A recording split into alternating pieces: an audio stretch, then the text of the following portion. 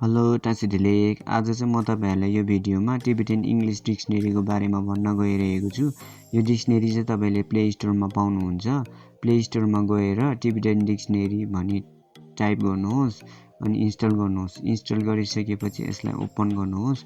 Open गरेर तपाईले कुनै टिबेटन वर्ड टाइप गर्नुहोस्।